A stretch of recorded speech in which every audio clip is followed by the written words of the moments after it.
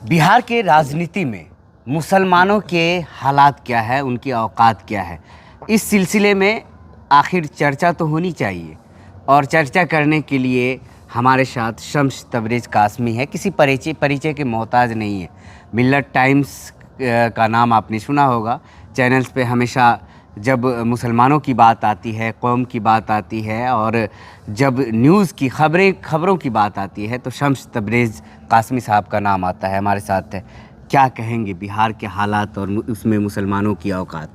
देखिए, कुछ दिनों पहले तक तो बिहार के मुसलमानों की तारीफ़ होती थी। कहा जाता था कि बिहार का मुसलमान समझदार है, लेकिन अब बिहार का मुसलमान सबसे ख़ुद को ठगा हुआ महसूस कर रहा है, या कह लीजिए कि बिहार का जो मुसलमान है बुरी तरह बेवकूफ़ बन चुका है। बिहार का मुसलमान हर इलेक्शन में कुछ पार्टी को वोट करता है, जिताने की कोशिश करता है, वो पार्टी इक़्तिदार में नहीं आ पाती है। अगर उस पार्टी को इक़्तिदार में जगह मिलती भी है तो मुसलमानों के लिए कुछ भी नहीं किया जाता है। और इस वक्त अगर पूरे बिहार में सबसे ज़्यादा कोई कम्युनिटी ठगी हुई महसूस कर रही है, सबसे ज़्यादा कोई कम्युनिटी बेबस है, जिसके लिए विकास का काम नहीं हुआ, जिसके लिए कुछ काम नहीं करेगा, तो मुसलमान है। अब अभी देखिए कि बिहार के जो मुसलमान हैं वो ज़्यादातर आरजेडी की तरफ अपना झुकाव रखते हैं, लेकिन आरजेडी ने बिहार के मुसलमानों के लिए क्या किया? जो पिछला इलेक्शन था, मुसलमानों ने जी जान लगाकर आरजेडी को वोट किया। दूसरी तरफ कहा गया कि MY समीकरण है, लेकिन एम ने तो पूरा वोट किया। दूसरी तरफ यादव समाज ने उस पार्टी को वोट नहीं किया, सिर्फ मुसलमानों का वोट गया। कई जगहों पर मुसलमान कैंडिडेट के ख़िलाफ़ उस पार्टी के ज़िम्मेदारों ने कैंपेन चलाया कि उसको वोट नहीं करना है, बाज़ाब्ता मुहिम चलाई गई, जिसका नतीजा ये हुआ कि दूसरा अलायंस जीता। हालांकि बिहार में कई मरतबा सियासत बदलती है, इसका अलायंस उसका अलायंस। अलग बात है कि चीफ मिनिस्टर हमेशा नीतीश कुमार ही रहते हैं, लेकिन मुसलमानों को कुछ नहीं मिला। इस वक्त जितने मिनिस्टर्स हैं उसमें, यानी जो हुकूमत है उसमें मुसलमान आपको कहीं नज़र नहीं आ रहा है। पिछली मरतबा जब BJP JDU की सरकार थी तो एक दो मुसलमान नज़र भी आ रहे थे, इस मरतबा नहीं है। पिछली सरकार जो बनी थी, यानी जो JDU और RJD अलायंस के साथ सरकार बनी थी, जो कुछ दिनों पहले गिर गई है, ख़त्म हो गई है, उस सरकार में भी मुसलमानों को बहुत कम जगह दी गई थी। तो बिहार में जो मुसलमान हैं वो सियासत में बिल्कुल ख़त्म हो चुके हैं। जितने बिहार में मुसलमानों के बड़े बड़े नेता थे, उन नेताओं को ख़त्म कर दिया गया है, उनको पार्टी से निकाल दिया गया, या ऐसे हालात बनाए गए कि उन्होंने पार्टी को छोड़ दिया। वो छोड़ने पर मजबूर हुए, चंद नए लोगों को मौका दिया गया है और वो एक तरह से मुसलमानों की आवाज़ उठाने में नाकाम है। एक जनसुराज का नाम आपने सुना होगा, प्रशांत किशोर नाम सुना होगा। वह भी एक वीडियो, उनका शॉर्ट्स वायरल होता है। वह भी कहते हैं कि मुसलमान अगर मुझ पे भी यकीन करेंगे तो हम भी धोखा दे देंगे। मुसलमान को अपनी रहनुमाई खुद तैयार करनी होगी, अपने रहनुमा को खुद चुनना होगा। तो क्या उनकी बातें सही है? क्या इशारा कहीं ओवैसी की तरफ कर रहे हैं? देखिए, प्रशांत किशोर जो है ना, वो किसके लिए काम कर रहे हैं, किसके इशारे पर काम कर रहे हैं और क्यों इन दोनों इतने ज़्यादा वो एक्टिव नज़र आ रहे हैं, ये बहुत ज़्यादा तहक़ीक़ का मौजू है। मुसलमानों ने हमेशा मुख्तलिफ़ लोगों को अपना रहनुमा चुना, चूँकि हिंदुस्तान में जो मुसलमान है ना, मुख्तलिफ़ इलाक़ों में बटा हुआ है। पिछले 70 सालों से इस तरह सीटों का बंटवारा किया गया है, डिलिमिटेड किया जाता है सीटों को, कि मुसलमानों को कहीं भी मेजॉरिटी में रहने नहीं दिया जाता। अगर किसी एक लोकसभा हलक़े में मुसलमान अगर 50% रहता है तो उसको 3 हिस्सों में काट छाँट के मुसलमानों की तादाद को 40%, 35%, 30% कर दिया जाता है। तो ये कहना है कि मुसलमान अपना लीडर चुने, मुसलमान ऑलरेडी अपना लीडर चुन चुके हैं, मुसलमान लोगों को वोट करते हैं। लेकिन जिन पार्टियों से मुसलमान नुमाइंदे आते हैं या दूसरे आते हैं, उनको भी मुसलमान वोट करते हैं। प्रशांत किशोर की बातें सुनने में अच्छी है, लेकिन किस एजेंडा के तहत वो कह रहे हैं, क्यों कह रहे हैं? चूँकि प्रशांत किशोर ही वो हैं जो कभी नरेंद्र मोदी के लिए उन्होंने पैसा लेकर के काम किया है, अरविंद केजरीवाल के लिए भी उन्होंने पैसा लेकर काम किया। तो एक कंपनी चलाते हैं PR की या लोगों के सिलसिले में माहौल तैयार करने की।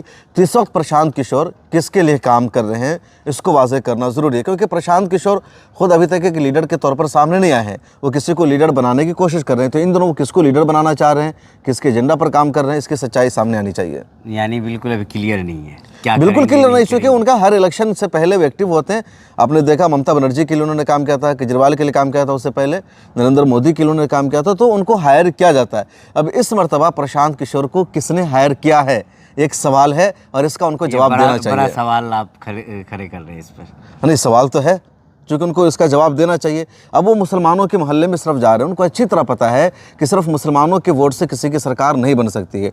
मुसलमान हर इलेक्शन में सेकुलर पार्टी को या सेकुलर अलायंस को वोट करता है, इसके अलावा किसी और को मुसलमानों का वोट नहीं जाता। लेकिन दूसरा तबका जो मज़हब के नाम पर वोट कर रहा है, जो कम्युनल मुद्दों के नाम पर वोट कर रहा है, जो विकास के नाम पर वोट नहीं कर रहा है, जो अपने राइट्स और हुकूक़ की बात नहीं कर रहा है, जिनके बारे में कहा जाता है कि वो दूसरों के ग़ुलाम हैं, उनको इंसान के बराबर का दर्जा नहीं दिया जाता है, वो हज़ारों साल से ग़ुलामी की ज़िंदगी जीने पर मजबूर है, उनको किसी के बराबर में यानी अपर कास्ट के लोगों के बराबर में बैठने का मौका उनको नहीं दिया जाता, उनके यहाँ वो पानी नहीं पी सकते, उनके साथ खाना नहीं खा सकते, उनके लिए वो क्यों नहीं आवाज़ उठा रहे हैं, उनकी फ़िक्र क्यों नहीं कर रहे हैं, वो उनको क्यों नहीं समझा रहे हैं कि किस पार्टी को वोट करना चाहिए, किसको नहीं करना चाहिए, कौन उनके हक़ में बेहतर है, कौन नहीं है, क्यों उनको बेवकूफ़ बनाया जाता है।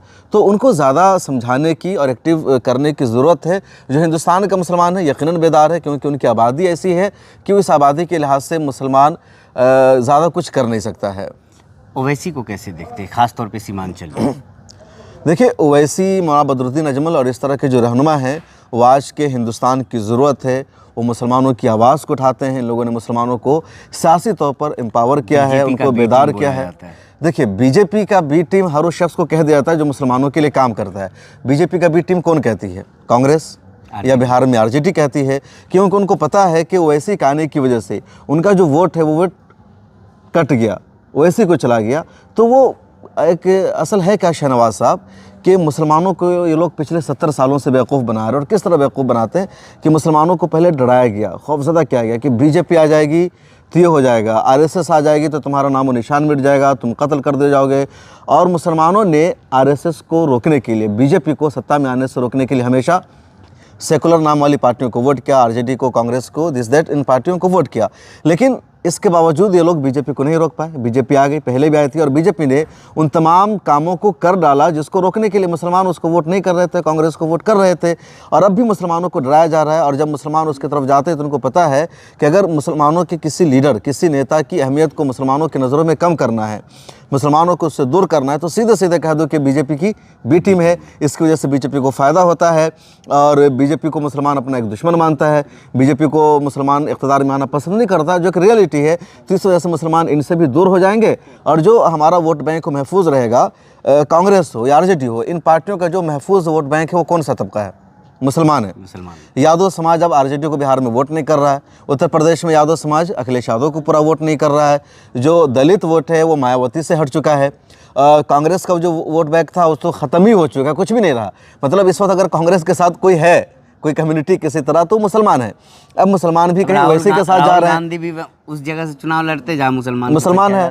तो मुसलमान क्या है कि कांग्रेस का वोट बैंक है। अब बदरुद्दीन अजमल साहब आसाम में पार्टी बना रहे हैं तो कांग्रेस के पेट में दर्द होता है, क्योंकि मुसलमान उनके साथ चले जाते हैं तो वहाँ उनकी हार होगी, तो वहाँ मुसलमानों को उनको बी टीम कहती है। सवाल और, बिहार की राजनीति को अगर देखें तो शहाबुद्दीन को और लालू परिवार को एक साथ देखा जाता है, और इन दिनों लालू परिवार कहीं और है, शहाबुद्दीन का परिवार कहीं और है, दूरियां काफ़ी ज़्यादा बढ़ गई है।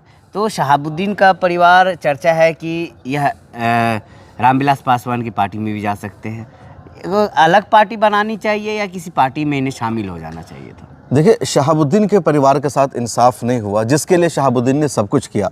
रिपोर्ट आती है कि बहुत सारे जो क्राइम उन्होंने किए, बहुत सारी गलतियां जो उनसे हुई, वो अपने बॉस को खुश करने के लिए, अपने पार्टी लीडर को खुश करने के लिए, लेकिन उनको उसका सिला नहीं मिला है, उनके साथ इंसाफ नहीं हुआ।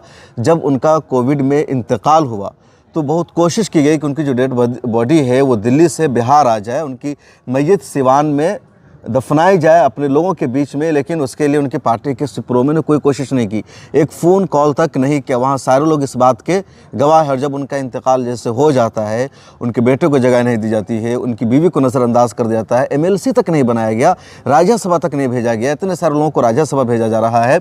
जो 2020 का इलेक्शन हुआ था और जिस इलेक्शन की बुनियाद पर आरजेडी को इक़्तिदार में आने का मौका मिला, नीतीश कुमार के साथ अलायंस करके, उसकी बुनियाद पर राज्यसभा के मेंबर्स बना रही है, उसमें किसी मुसलमान तक को जगह नहीं दी जाती। अगर किसी मुसलमान को भेजा भी जाता है तो उनको जिनसे पैसे लिए जाते हैं, यानी जिनके हाथ सीट बेची जाती है, और हर पार्टी राज्यसभा की कुछ सीटें बेचती है और कुछ सीटें कुछ अहल लोगों को देती है। तो मुसलमानों के साथ और ख़ासतौर पर जो शहाबुद्दीन के परिवार के साथ है, तो आरजेडी ने इंसाफ नहीं किया। अभी भी मौका है, क्योंकि शहाबुद्दीन का असर सुख्ता सिवान में आज भी है, उनके परिवार का है, हिना शहाब का है। हिना शहाब एक खातून है, वो कोई पॉलिटिकल लीडर नहीं है, वो शरीफ रही थी। उनकी- अब आरजेडी को मेरे ख्याल में उनको टिकट देना ही गलत था। आरजेडी को है ना शहाब को सीधे सीधे राज्यसभा भेजना था और शहाबुद्दीन ने जो कुछ किया है उनका तो सिला देना चाहिए था। लेकिन यही मुसलमानों को पॉलिटिक्स में इस्तेमाल किया जाता है। जब तक आपसे फ़ायदा होगा, जब तक आप उनके लिए वोट लाते रहेंगे, जब तक आप उनको पैसा कमा कर देते रहेंगे, पार्टी फंड में आप पैसा जमा करते रहेंगे, तब तक आपको टिकट मिलेगा, आपकी अहमियत होगी। जिस दिन ये सिलसिला ख़त्म हो जाएगा कि आपसे पार्टी को वोट नहीं मिल रहा है या आपकी वजह से पार्टी को पैसा नहीं मिल रहा है या कोई और आ गया, उस दिन आपको किनारे कर दिया जाएगा। क्या शहाबुद्दीन की जगह ओसामा साहब ले सकते हैं बिहार में? देखिए, ओसामा शहाब को लेना चाहिए। अभी तक ओसामा शहाब की ऐसी कोई कारदगी नज़र नहीं आई है। मैं इस बात का कायल नहीं हूँ कि अगर बाप बहुत बड़ा महान था तो बेटा को इस बुनियाद पर आगे बढ़ाया जाए या उसको सपोर्ट किया जाए कि वो फलां का बेटा है। बेटे के अंदर खुद काबिलियत होनी चाहिए, सलाहियत होनी चाहिए, लेकिन ऐसी नहीं है। जैसे मैं तेजस्वी यादव की इस बारे में तारीफ़ करता हूँ कि भले ही वो लालू प्रसाद के बेटे हैं, लेकिन तेजस्वी को आज लोग सपोर्ट कर रहे हैं। या पिछले दिनों असम्बली में जो उन्होंने तकरीर की, जो भाषण दिया, उसकी चर्चा हो रही है, तो इस वजह से कि तेजस्वी की अपनी काबिलियत है। ठीक है, बहुत सारा सपोर्ट, क्रेडिट उनको कैडर मिला है पार्टी की वजह से, लेकिन ये उस तरह नाअहल नहीं है। उनके जो दूसरे भाई हैं इस कैटेगरी में नहीं आ सके। तो तेजस्वी में बोलने की सलाहियत है, सामने वाले को कैसे डील करना है, कैसे मुकाबला करना है, सारी खूबी है। तो इस वजह से भी अब लोग उसको सपोर्ट कर रहे हैं। हालांकि कुछ ऐसे भी पॉलिटिशियन हैं जिनके अंदर काबिलियत नहीं है, बाप के नाम पर सियासत करना चाहते हैं और इस वजह से वो कामयाब नहीं हो पा रहे हैं। तो ओसामा को कोशिश करनी चाहिए। ठीक है, आरजेडी उनको टिकट नहीं दे रही, लेकिन वो सामाजिक काम कर सकते हैं, लोगों के बीच जा सकते हैं, सिवान में अपना असर और रसूख कायम कर सकते हैं। तो इस तरह वो लोगों के बीच एक मैसेज दे सकते हैं कि ये शहाबुद्दीन के नक्शे कदम पर चल रहे हैं, अच्छी इमेज बना रहे हैं, इनकी आवाम को ज़रूरत है, आवाम की फ़िक्र करते हैं। तो ये ओसामा को करना पड़ेगा। अभी तक मेरे ख़्याल में ऐसा उन्होंने कुछ किया नहीं है। बिहार में और पूरे देश में देखा जाता है कि मुसलमान ज़्यादातर बीजेपी को हराने के लिए वोट करते हैं, और क्यों नहीं वो अपने जो लोग हैं उन्हें जिताने के लिए वोट करते? क्या कारण है? ये जो मुसलमानों की गलती है ना, सबसे बड़ी गलती है, सबसे बड़ी बेवकूफ़ी और हिमाकत है कि भारत का मुसलमान पिछले 70 सालों से सिर्फ बीजेपी को हराने के लिए वोट करता हुआ आया है। कभी वो जीतने की बात नहीं करता है। जबकि देखा जाए तो जिनको इन्होंने जिताने के लिए वोट किया उन्होंने भी इनके साथ इंसाफ नहीं किया। जिनको हराने की कोशिश की उसको हराने में नाकाम रहे, वो पार्टियाँ उसको रोकने में नाकाम रही, और मुसलमानों के ख़िलाफ़ एक एक करके सारे एजेंडे पूरे हुए हैं। और मुसलमानों के ख़िलाफ़ जितनी नफ़रत पाई जाती है वो इसी वजह से कि मुसलमानों ने एक पार्टी को अपना दुश्मन बना लिया। देखिए, जमहूरियत में, सियासत में न कोई परमानेंट दोस्त होता है, न कोई परमानेंट दुश्मन होता है। आप वोटर्स हैं तो आपको किसको वोट करना है, किसको वोट नहीं करना है, आपको खामोश रहना है। आप खुलेआम किसी के बारे में कहेंगे हम इस पार्टी को वोट करेंगे, उस पार्टी को वोट नहीं करेंगे, तो उसकी वजह से आपकी वक़्त कम होगी।